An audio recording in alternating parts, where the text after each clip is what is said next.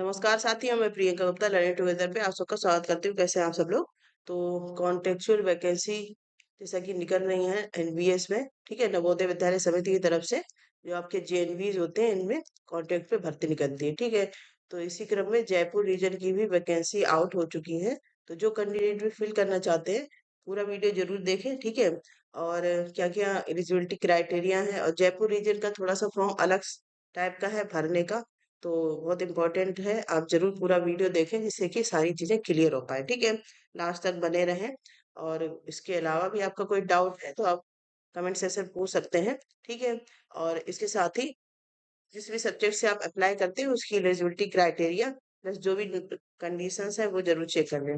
Last date 23 अप्रैल 2025 है। तब तक आप गूगल फॉर्म के माध्यम से या फिर जो भी अलग से लिंक दी गई है उसके माध्यम से फॉर्म भर सकते हैं, ठीक है।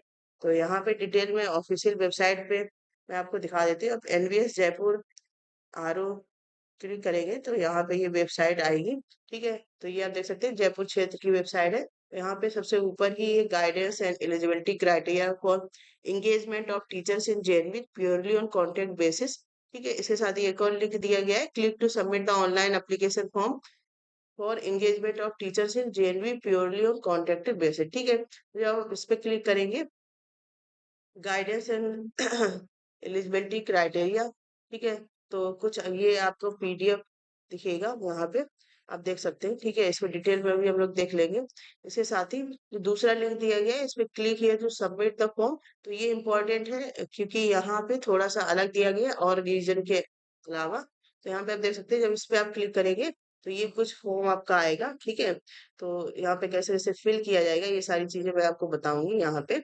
इसके अलावा आपका अगर डाउट रहता है तो उसको हम लोग अलग से भी वीडियो में देख लेंगे, ठीक है। तो यहाँ बने रहिए। इसके साथ ही यहाँ पे देखते हैं सबसे पहले तो जो गाइडेंस दी गई है क्या क्या है एलिजिबिलिटी क्राइटेरिया की। तो ये आपका जयपुर जो रीजन है, ठीक है।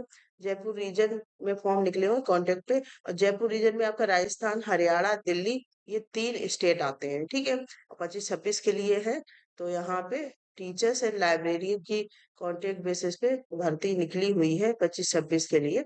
और इसके साथ ही यहाँ पे आप देख सकते हैं कि essential academic qualification, higher qualification, the relevance field achievements हैं आपके, अवार्ड है, वर्क एक्सपीरियंस है, ये सारी चीज ही आपकी यहाँ पे काउंट होती हैं, ठीक है। उसके हिसाब से मेरिट वगैरह बनती है। तो यहाँ पे आप देख सकते हैं सैलरी क्या रहने वाली है। सैलरी सारे नवोदय की एक ही रहती है, पीजीटी की 35,750। अगर आपको हार्ड स्टेशन मिलता है, नॉर्मल मिलता है तब तो 35,750 रहती है। अगर हार्ड स्टेशन मिलता है तो 42,250। इसके साथ ही टीजीटी लाइब्रेरियन की देखें तो 34,125 रहती है नॉर्मल स्टेशन में। अगर हार्ड स्टेशन मिलता है तो 40,625 रहती है, ठीक है। तो ये सैलरी का क्राइटेरिया हो गया किस प्रकार से सैलरी रहने वाली है। इसके बाद पीजीटी की अगर बात करें तो आपकी मास्टर्स डिग्री होनी चाहिए रिलेटेड सब्जेक्ट में, प्लस आपका बीएड होना चाहिए, ठीक है। क्योंकि एनवीएस के नए रूल्स के हिसाब से अब आपके मास्टर्स मतलब पीजी के साथ बीएड भी होना चाहिए। पहले ऐसे बोलते थे कि कोई कोई पोस्ट में बीएड कंपलसरी नहीं है, लेकिन अभी बीएड को कंपलसरी कर दिया गया है, ठीक है। यहाँ पे आप देख सकते हैं integrated post graduate course from NCT recognised institute in the concern subject. Concern subject मतलब जिस भी सब्जेक्ट से आप अप्लाई करेंगे उसमें 50% मार्क्स के साथ होना चाहिए, इंक्लूडिंग बीएड, बीएड के साथ। इसके बाद masters degree from recognised institute with at least 50% marks in aggregate in the subject concern. आपका मास्टर्स डिग्री हो या तो ये हो इंटीग्रेटेड, ठीक है, या फिर ये हो। और उसके साथ ही अगर आपका केवल मास्टर्स है तो उसके साथ आपने अलग से बीएड की डिग्री की हो, ठीक है, वो भी 50% मार्क्स के साथ। या फिर आपने 3 साल का जो इंटीग्रेटेड बीएड एमएड कोर्स होता है एनसीटी की तरफ से, वो भी 50% मार्क्स के साथ हो। या फिर आपने 4 साल का इंटीग्रेटेड डिग्री किया हो एटलीस्ट 50% मार्क्स के साथ, जो एनसीटी की तरफ से करवाया जाता है, जिसमें बीएड होना चाहिए। तो आप देख सकते हैं पीजीटी के लिए आपका बीएड मास्टर्स प्लस बीएड होना चाहिए रिलेटेड सब्जेक्ट में, ठीक है।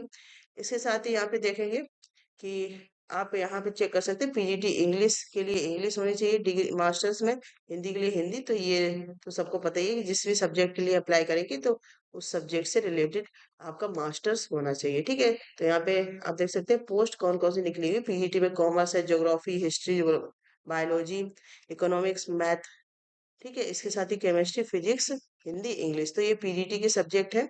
इसके बाद डिजायरेबल क्वालिफिकेशन यहाँ पे बोलेगी कि आपका एक्सपीरियंस हो टीजीटी में उसी सब्जेक्ट में। जैसे मान लो आपने फिजिक्स से अप्लाई किया है, या फिर मैथ ले लेते हैं, आपने मैथ से अप्लाई किया है, ठीक है, पीजीटी के लिए। तो अगर आपका एक्सपीरियंस है टीजीटी मैथ का, तो आपको प्रेफरेंस दिया जाएगा यहाँ पे। इसके बाद experience of working in residential school, आपने कहीं रेजिडेंशियल में काम किया है तो उसका भी प्रेफरेंस आपको दिया जाएगा। ठीक है, ये डिजायरेबल है, मतलब ये कैंडिडेट अगर उनको मिलते हैं तो इनको पहले वो सिलेक्ट करेंगे, ये चीज है साफ सीधी। ठीक है, नॉलेज ऑफ कंप्यूटर एप्लीकेशन आपको होना चाहिए। इसके बाद पीजीटी कंप्यूटर साइंस की अगर बात करें, तो यहाँ पे मास्टर्स एमएससी होना चाहिए आपके कंप्यूटर साइंस या आईआईटी में, एमसीए या फिर होना चाहिए 50%, या फिर आपने एमई एमटेक किया हो 50% मार्क्स के साथ।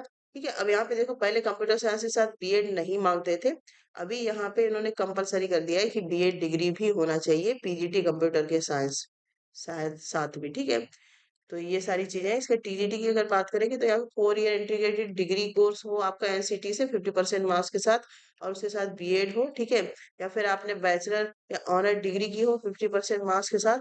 ठीक है, और इसके साथ ही आपका बीएड भी होना चाहिए। ठीक है, इसके साथ या फिर आपका पोस्ट ग्रेजुएशन है आप उसी सब्जेक्ट में, और 55% मार्क्स के साथ। ठीक है, या फिर आपने बीएड एमएड जो इंटीग्रेटेड कोर्स होता है 3 साल का, वो किया हुआ हो। इसके बाद पेपर 2 जो आपका सीटेट का है, सीटेट पेपर 2 क्वालिफाई होना चाहिए, और आपको हिंदी और इंग्लिश में अच्छे से पढ़ाने आने चाहिए। ठीक है, तो टीजीटी की बात करें तो ग्रेजुएशन होना चाहिए आपका, आप ग्रेजुएट होना चाहिए रिलेटेड सब्जेक्ट में, जो भी आपका सब्जेक्ट है। इसके साथ आपका बीएड होना चाहिए, और उसके साथ ही आपका सीटेट लेवल 2 जो है वो होना चाहिए, ये कंपलसरी है। ठीक है, बाकी आप सब्जेक्ट कॉम्बिनेशन यहाँ पे अच्छे से चेक कर सकते हैं, टीजीटी हिंदी के लिए क्या है, इंग्लिश के लिए क्या है, टीजीटी मैथ, क्योंकि कॉम्बिनेशन यहाँ पे मांगते हैं। अगर आपका कॉम्बिनेशन नहीं है तो फिर यहाँ पे दिक्कत होती है। ठीक है, तो आप पहले कॉम्बिनेशन चेक कर लें, बेकार में आप इंटरव्यू देने जाएंगे, क्योंकि फिजिकल मोड में इंटरव्यू होगा। तो पहले कॉम्बिनेशन जरूर चेक कर लें, क्या क्या कॉम्बिनेशन रखे गए हैं, उसके हिसाब से ही आप यहाँ पे देने जाए। इसके बाद यहाँ पे आप एक नई पोस्ट आने लगी, पहले ये एफसी की पोस्ट होती थी, उस पोस्ट को खत्म करके अब टीजीटी कंप्यूटर साइंस की पोस्ट आने लगी है। ठीक है, तो टीजीटी कंप्यूटर साइंस के लिए बैचलर डिग्री आपको कंप्यूटर एप्लीकेशन बीसी होना चाहिए 50% मार्क्स के साथ। इसके इस बाद या फिर आपका ग्रेजुएशन होना चाहिए कंप्यूटर साइंस आईटी 50% मार्क्स के साथ। ठीक है, जिसमें तीनों साल में आपने कंप्यूटर सब्जेक्ट लिया हो। इसके या फिर आपका बीटेक कंप्यूटर साइंस हो 50% मार्क्स के साथ। और ये तो हो गया।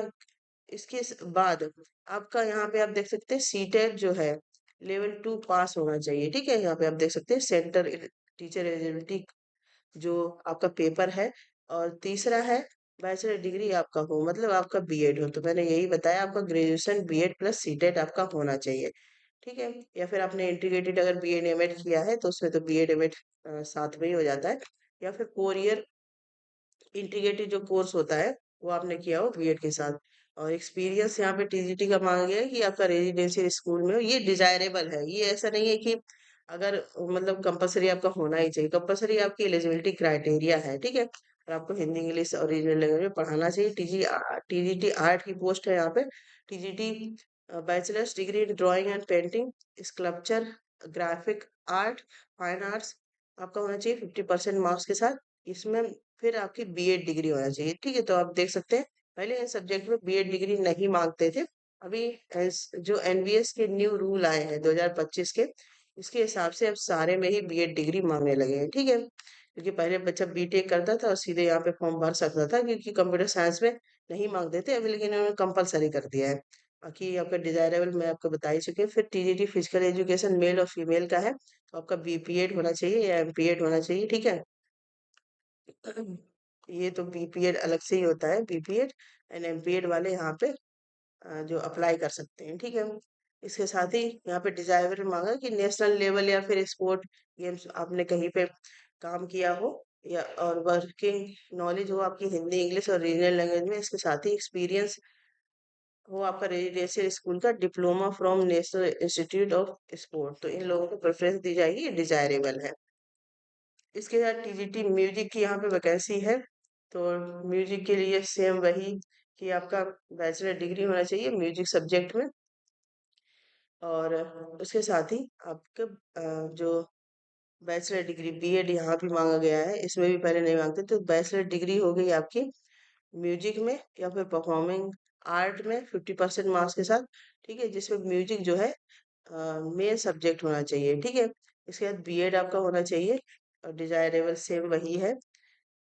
इसके टीजीटी लाइब्रेरी की है, तो bachelors degree in library science आपका हो कोई रिकॉग्नाइज यूनिवर्सिटी से 50% मार्क्स के साथ मिनिमम, या फिर आपने bachelor degree in library information science from recognise institute with at least 50%, ठीक है। तो इन दोनों में से कोई एक होना चाहिए, इसमें यहाँ पे बीएड नहीं मांगा गया है, ठीक है, तो ये चीज सही है। इसके नॉलेज ऑफ कंप्यूटर एप्लीकेशन हो आपका, और वर्किंग नॉलेज हो आपकी इंग्लिश हिंदी में। इसके डिजायरेबल वही रेजिडेंशियल का अगर आपके पास एक्सपीरियंस है तो बहुत अच्छी बात है। एज की बात करें तो 50 साल तक आप फॉर्म भर सकते हैं, 1 जुलाई से काउंट की जाएगी। इसका जो एनवीएस में काम कर रहे हैं, मतलब टीचर्स या फिर एनवीएस से रिटायर्ड है, तो वो 65 साल तक यहाँ पे फॉर्म भर सकते हैं, ठीक है। यहाँ पे टेंटेटिव वैकेंसी की डिटेल दी गई। पीजीटी इंग्लिश में 11 है, पीजीटी हिंदी में 1 है, पीजीटी फिजिक्स में 7 है, केमिस्ट्री में 6 है, पीजीटी बायोलॉजी में 6 है, पीजीटी मैथमेटिक्स में 11, पीजीटी कंप्यूटर साइंस में 8 पोस्ट है, पीजीटी इकोनॉमिक्स में 6, और पीजीटी हिस्ट्री में 3, पीजीटी ज्योग्राफी में 7, पीजीटी कॉमर्स में 1 है। तो ये टेंटेटिव है, और ये जयपुर रीजन पूरा राजस्थान दिल्ली हरियाणा सब में मिला के, सारे स्कूल्स मिला के इतनी पोस्ट है, ठीक है। इसका टीजीटी हिंदी की 2 है, टीजीटी इंग्लिश की 15 है, टीजीटी मैथ की 10 है, इसका टीजीटी साइंस की 3 है, टीजीटी कंप्यूटर साइंस की 58 है, क्योंकि ये नई पोस्ट पिछली बार से ही निकलना स्टार्ट हुई है, तो ये काफी संख्या में अभी निकल रही है। और जो परमानेंट वैकेंसी का भी अनुमान लगाया गया है, जो टेंटेटिव ट्रांसफर होके वैकेंट सीट आई है, उसमें भी कंप्यूटर साइंस की काफी पोस्ट है, ठीक है। इसका टीजीटी सोशल साइंस की 9 है, और जो फिजिकल एजुकेशन टीचर मेल की 14 है और फीमेल की 4 है, ठीक है। टीजीटी आर्ट की 6 और टीजीटी म्यूजिक की 3, टीजीटी लाइब्रेरी की भी 3 है पूरे जोन में। इसके थर्ड लैंग्वेज जो है यहाँ पे असमीज में आपका 1 है, गुजराती में 14, कन्नड़ में 6, मलयालम में 2, मराठी में 13, उड़िया में 2, तेलुगु में 20, पंजाबी में 1। तो ये थर्ड लैंग्वेज की टेंटेटिव सारी चीजें यहाँ पे दी गई क्या क्या, तो ये सारे पॉइंट मैंने आपको क्लियर कर दिए। और बाकी आप डिटेल में खुद भी चेक कर सकते हैं, खुद चेक करना ज्यादा अच्छा रहता है। इसके बाद हम लोग बात करेंगे कि यहाँ पे अप्लाई कैसे करना है। आपको मैंने अभी दिखाया था, यहाँ पे लिखा है click here to submit the online application form, तो क्लिक करेंगे।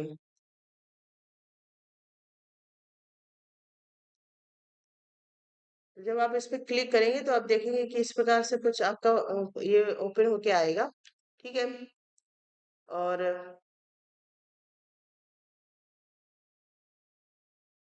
यहाँ पे जब ओपन होके आएगा तो इस ये सारी चीजें आपको बहुत अच्छे से पढ़ना है, ठीक है। यहाँ पे सारी चीजें ये गाइडलाइंस वगैरह दी गई, जयपुर रीजन का ये है। इसके बाद लास्ट डेट आप देख सकते हैं 10 अप्रैल से 23 अप्रैल तक फॉर्म फिल किए जाएंगे, ठीक है। और इसके साथ ही यहाँ पे सारी चीजें जब यहाँ पे आप एक्सेप्ट करेंगे, ठीक है, प्रोसीड टू अप्लाई करेंगे, तो ये ओपन होके आएगा। यहाँ पे आपको क्लिक हियर टू रजिस्ट्रेशन में करना है, ये रजिस्ट्रेशन करने का कंटिन्यू करना है, फिर आप अपना फॉर्म यहाँ पे भर सकते हैं, ठीक है। जब आपका रजिस्ट्रेशन हो जाएगा तो अपनी ईमेल आईडी जो भी आपने पासवर्ड दिया है, इसके बाद ये जो कैप्चा दिया गया इसको भर के लॉग इन करके आप अपना फॉर्म भर सकते हैं, ठीक है। और अगर आपको कोई चीज यहाँ पे नहीं समझ में आती है तो यहाँ पे मैं एक चीज और आपको दिखा देती हूँ।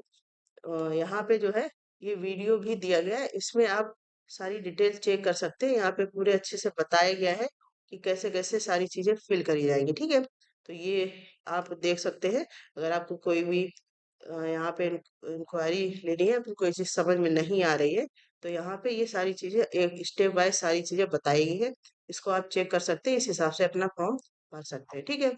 तो ये इम्पोर्टेंट नोटिफिकेशन था एनवीएस जयपुर की तरफ से। बाकी इसके अलावा अगर आपका कोई डाउट है तो आप जरूर कमेंट सेक्शन में पूछिएगा, ठीक है।